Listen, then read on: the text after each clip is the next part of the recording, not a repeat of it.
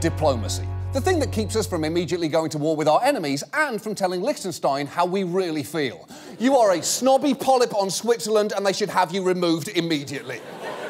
It is a busy time for diplomacy in the Trump White House, what with them planning the North Korea summit, weighing what to do about Syria, and a state visit with Macron next week. None of which is helped by the fact that no one has seen Jared in months. Where is Jared? How can we make crucial foreign policy decisions without the White House's goodest boy? And on top of all that, there's actually a massive decision that Trump has to make just around the corner. The Iran deal is coming up. After months of will he, won't he rhetoric, the nuclear deal is on the president's mind once again this week as he faces a May 12th deadline to decide whether to recertify it. And there's a growing consensus that this time around, it may finally be dead once and for all. Well, that is not a good sign for the Iran deal, because whenever there is a will he, won't he question regarding Trump, you can pretty much guarantee that he will pick the worst possible option. Will he pull the US out of the Paris Accord? He did. Will he try and ban Muslims from entering the country? He did. Will he look directly into the sun during the solar eclipse while pointing at it as if to say, look, the sun? He did. Of course he did. Of course he did that. And Trump has made it very clear how he feels about the Iran deal. He's called it terrible, a catastrophe, stupid, insane, incompetent, really sad, horrible, horrendous, horrible, horrible, terrible, incompetent, and one of the dumbest and most dangerous misjudgments ever, which is coincidentally also exactly what Trump writes in Don Jr.'s birthday card every year, as is appropriate. And those criticisms are just the tip of a very large iceberg. I think it's maybe the worst deal I've ever seen. I think it's the worst deal I've ever seen negotiated. My number one priority is to dismantle the disastrous deal with Iran. This is the worst deal. We got nothing.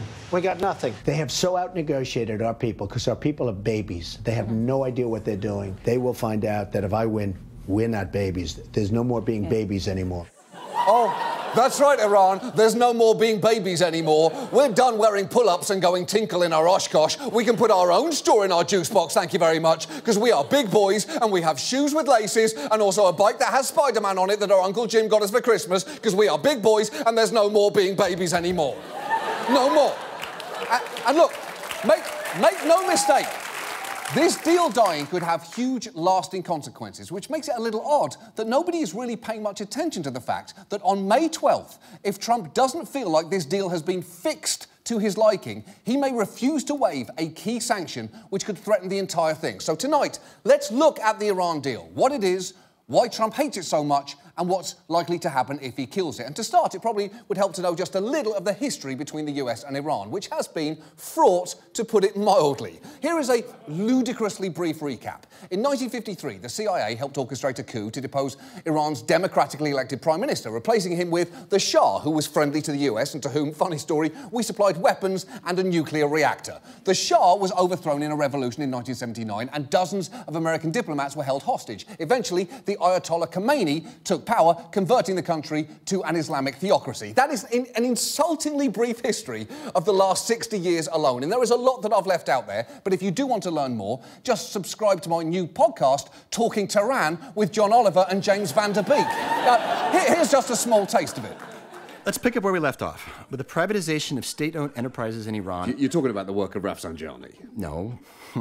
No, I'm not talking about that, John. You do this every fucking time. I'm talking about the underappreciated roles of moderates like Mehdi Bazargan. Oh, please, Van Der Beek, you're thumping on again about moderates like Mehdi Bazargan. Shut up. They never got the credit they deserve. They never got the credit they deserve. Rafsanjani was a glory hunter. Oh, Rafsanjani was the glue that kept the whole thing together. Please. How dare you? Without the backing of moderates, he was nothing. You shut up. We need an ad for MailChimp right now, okay? Okay. John, do you send a lot of mass emails? It's a pretty good podcast. It's pretty good. And look, if you didn't know that James Van Der Beek was an expert in Iranian history, expand your expectations of what people are capable of. But the point is, in many Americans' minds, Iran's image is now reduced to a place where US flags are set on fire and where there are chants of death to America. And the truth is, that is still part of Iranian political culture. Much of the power in the country is held by conservative clerics who force religious compliance at home and pursue an aggressive foreign policy abroad. They are widely believed to be supporting the Houthi rebels in Yemen and Bashar al-Assad in Syria, and are a major funder of the terrorist group Hezbollah. And the current Ayatollah is still saying stuff like this. By God's favor and grace, Nothing called the Zionist regime will exist in the region by 25 years from now. OK, so it's not the most important part there, but the country's name is Israel, not the Zionist regime. If you're going to make appalling threats against a nation, at least get their name right. I'm sure that you would not like it if I called Iran Old Papi Khamenei's Palace of Persians, would you? No, you wouldn't like it. You wouldn't like it at all. But the truth is, that is only part of the picture of Iran. There's also a large, educated, relatively liberal middle class, among whom opinions of America tend to be considerably more positive. You can see it in the fact that they have knockoffs of American restaurants there called Mashdonald's, ZFC, and Pizza Hat, which, are obviously direct rip-offs of Marshdonald's, ZFG, and Pizza Hal. And Iran's current president, Hassan Rouhani, is relatively moderate by Iranian standards, even going so far as to tweet a few years back, "I wish all Jews, especially Iranian Jews, a blessed Rosh Hashanah." And when an Iranian leader begins a statement with the words, "I wish all Jews," and actually sticks the landing, you kind of have to hand it to him there. And pro-Western views are particularly pronounced among young people born after the revolution. In fact, a few years back, Thrasher magazine, my favourite skateboard magazine, did a story on Iranian skateboarding culture, which has thrived despite one considerable obstacle. Iran is under sanctions right now, and it's really hard for them to import anything from the West. This kind of put the skaters in a position where they were actually forced to figure out a way to make their own boards. We saw one kid skating a board made of solid steel, which was kind of crazy. It's an Iranian skateboard and it's made of metal. Solid. This is gonna last forever. Sick deck, brah. Although if it was me, I'd double up on the grip tape on my top sheet so I don't slam when I go sketchy on a nose grind. I do hope you enjoyed that joke, because it took one of my writers 50 fucking minutes on the skateboarding Wikipedia page to research it. But that's true. But look, those sanctions are actually one of the reasons that the Iran deal happened in the first place. Because after the international community discovered that Iran was secretly building up a nuclear program, it was understandably concerned and imposed crippling sanctions affecting every part of Iran's economy, from oil to plane parts to banking and investment. One key motivator in Iran coming to the table to negotiate was relaxing some of those sanctions. And they got that. All the partners in this deal, the US, Britain, France, Germany, the EU, Russia and China, agreed to lift specific sanctions on Iran. So that's what Iran got out of this deal. I guess the question is, what did we get? And the answer to that is quite a lot. It requires Iran not to enrich uranium to weapons grade for 15 years, to reduce its number of operating nuclear centrifuges from 19,000 to just over 5,000, and to increase the time it would take to make a bomb from a few months to a year. It's true. And those were big concessions from Iran. The deal required them to reduce their stockpile of uranium by 98% and mandated that they would not enrich uranium above 3.67%, which is significantly lower than the 90% needed for weapons. And trying to make a bomb at under 4% enrichment is like trying to get drunk off a single can of PBR. You can't. It cannot be done. There's no fucking way to do it, not unless you're a gerbil, and even then, only if you're drinking on an empty stomach. And look, that's not all. The deal also had strict conditions for monitoring and verification to make sure that they were in compliance. And if they weren't, we could snap those sanctions back. It was a pretty good deal. And yet, many felt it was too generous to Iran. Benjamin Netanyahu called it a bad mistake of historic proportions. And here in the US, there was hard opposition with ads like this. Hey, bud, how are you? Good. How was your day? Good. Hey, sweetheart. Starving. Yeah, this smells so delicious. Thank you, that's awesome. How was your day? Good.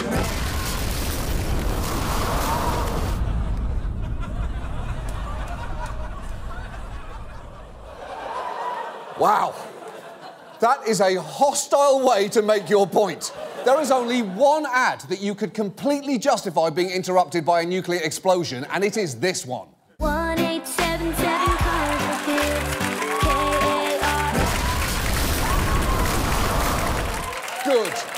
Good. I'm glad those children are dead. But for all the talk over here about Iran getting everything they wanted, You should know that Iranian hardliners were furious, arguing that they had given up way too much. Iran's lead negotiator was this guy, Javad Zarif, and some chilling cell phone footage emerged of him being confronted by a member of the Iranian parliament. And just listen to what was said to him. حالا بفهم ولی بدون آقای ظریف اگر این وحدتی که تو کشور هست با این کارهای شما به هم بریزه اول کسایی که صدام می‌خوره چون کشور اگه داعش اول کسی که صدام می‌خوره توی Ouch.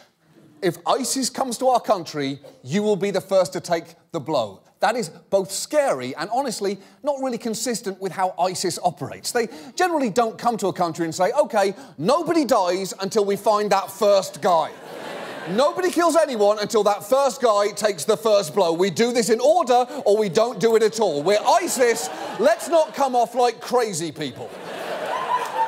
But despite all that opposition on both sides, the deal was signed, which was a huge achievement, or, as Donald Trump would put it, a complete disaster. I've studied this issue in great detail. I would say actually greater by far than anybody else. Believe me. Oh, believe me. And it's a bad deal.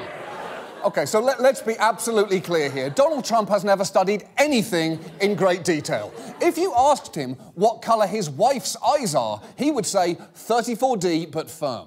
So what specifically does Trump think is wrong with this deal? Well, he has a number of complaints, and the first has to do with monitoring their nuclear facilities. In terms of, surveillance, they have the right to self-inspect. How about that? On their the most dangerous, they can self-inspect. OK, so that's just not true. They cannot self-inspect. The deal allows for regular monitoring of all declared nuclear sites, one of which even has 24-hour video surveillance, and it's done by the International Atomic Energy Agency, the UN's nuclear watchdog, which has already confirmed 10 successive times that Iran is complying with the deal. And fun fact, if Iran complies just once more, they win a free meal at Pizza Hut. So that's just an extra little fun incentive for them to stay in line. And that is not the only thing that Trump gets wrong about the deal's inspection process. How about this? We see something wrong or we think there's something wrong. So we have to wait 24 days before we go in. But before the 24 days start, there's a whole procedure. So who knows how long it could be? It could be 6 months. OK, so what he's talking about there is the fact that while, again, inspectors have constant access to their declared sites, they also get access to any other site, military or civilian, where they suspect undeclared nuclear activity. Now, Iran can push back on those suspicions, but once the IAEA demands access, Iran has just 24 days max to let them in. And it is a pretty tall order to completely clean up every trace of an isotope with a half-life of 710 million years in just 24 days. Think about it, that's not even long enough to adequately clean your apartment after you rent it out on Airbnb. How is there jizz inside my piano? What monster would do this? This isn't an accident, it must be why they wanted a piano. But one of Trump's other complaints is that some parts of this deal expire in 10 or 15 years, and as he sees it, that leads to an obvious problem. The bigger problem is that they can keep the terms and still get the bomb by simply running out the clock. Again, that is simply not true. They can't keep the terms and get the bomb. The terms expressly forbid them from doing that. What Iran could do, in theory, is wait for parts of the deal to expire in 10 years. Then it could ramp up its nuclear program, getting it closer to a bomb. But here's the thing. If the deal blows up, Iran could start doing that right now in 0 years. And 0 is less than 10. Trust us, we ran the numbers on this ourselves.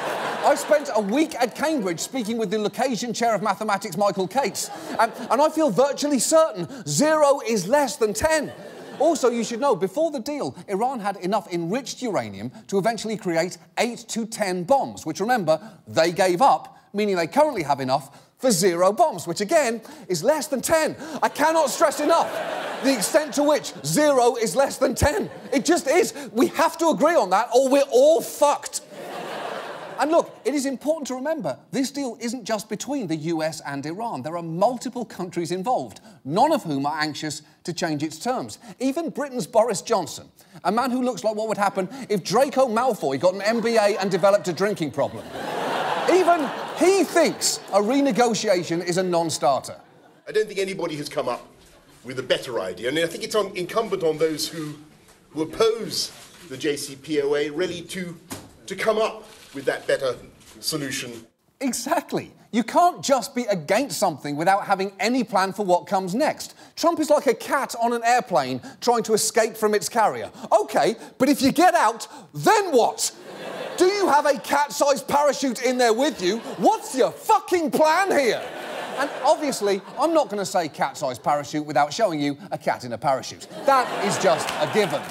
I wouldn't do that to you. And look, while Trump has articulated broadly what he wants, some of his demands are complete non-starters. He wants a ban on ballistic missile testing, unconstrained access to any military site, and no expiration of any clause in the agreement ever. And if those are deal breakers for him, this deal is broken. And while you would hope that someone would talk him round, Trump has surrounded himself with Iran hawks. His nominee for Secretary of State is Mike Pompeo, who has reportedly said of Iran, "We know they're cheating, we're just not seeing it," which is a hell of a statement from a guy who gives rim jobs to gorillas. And sure, no one has ever seen Mike Pompeo giving a rim job to a gorilla, but that's how we know he does it. Think about it. And even more worrisome is John Bolton, his new national security advisor. Bolton is a far-right conservative who Donald Trump had originally considered for the job in 2016, but reportedly hesitated because of his walrus-style mustache. And I've got to say, I agree with Trump on that one. That mustache is a huge problem. He looks like he's possessed by the ghost of Borat. The point here is, Bolton has long been a critic of the Iran deal. I think the deal is inherently flawed. I think it's a strategic debacle for the United States. You can always tinker around the edges, and the question is whether putting lipstick on a pig is really going to make a difference here. Come on, this deal is preventing Iran from getting nuclear weapons. It's not a pig with lipstick. Besides, pigs don't need lipstick to look beautiful, you superficial arsehole. Pigs are beautiful just the way they are, and they don't need to conform to your completely unrealistic standards of farm animal beauty. Hashtag swine is sexy, hashtag feminism. And look, Bolton has gone much further than that. Remember that ad with the exploding family? His group made that ad. And if you're wondering, well, what's his alternative to an Iran deal? It can't be war with Iran, can it? Well, just watch this speech that he gave to a group of Iranian dissidents in Paris last year. The declared policy of the United States of America should be the overthrow of the mullahs regime in Tehran.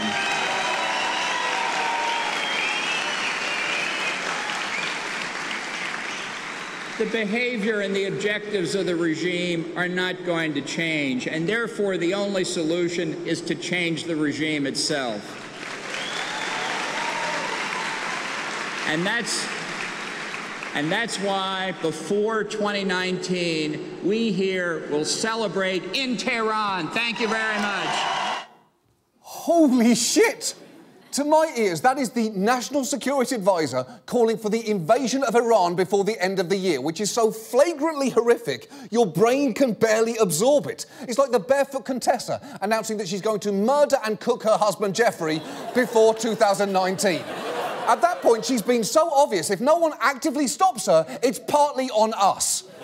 So look, unless Congress or our European allies figure out something they can sell to Trump as a fix, it seems that Trump is going to reimpose sanctions on May 12th. And if he does that, this deal could collapse. And the damage of that would be long-term and potentially irreversible. Just set aside the fact that you would alienate a whole generation of younger Iranians who support this deal. Just think about what this would do to America's credibility. Why would North Korea consider signing a nuclear agreement with us if we just broke the agreement we signed only 3 years ago with Iran? And if this deal dies and Iran resumes its nuclear weapons program, it could then start a nuclear arms race in the Middle East. And the problem here is, I can't offer you much hope. There is not really a write your congressman solution to this. We could be in serious trouble because two of Trump's top advisors are, like him, dead set against this deal. And they're getting backup from Sean Hannity, whose show the president watches so much, advisors refer to him as the shadow chief of staff. Hannity hates this deal too. So there is not really a way for us to get a moderating voice into this conversation, short of buying time on Hannity's show this week and running an ad like this. Hey, bud, how are you? Good. How's your day? Good. Hey. Hey, Dad. Hey, dinner is ready. Starving. Delicious. Hey there, Donald. I'm sorry to interrupt your supper. I'm a cowboy, don't like pain when I calf, and I'm here to tell you the Iran deal may not be perfect, but it helps restrict Iran's ability to start making a bomb for at least 10 years. You blow up the deal, and that turns into 0 years. And if I've learned one thing from all these years of cowboying and calfing, it's that 0 is way less than 10. That's correct. Also, you really want to listen to a guy with a mustache like this? Don't do it, Donald. Don't do it. Hey, does anyone smell gas? Oh my God, the stove.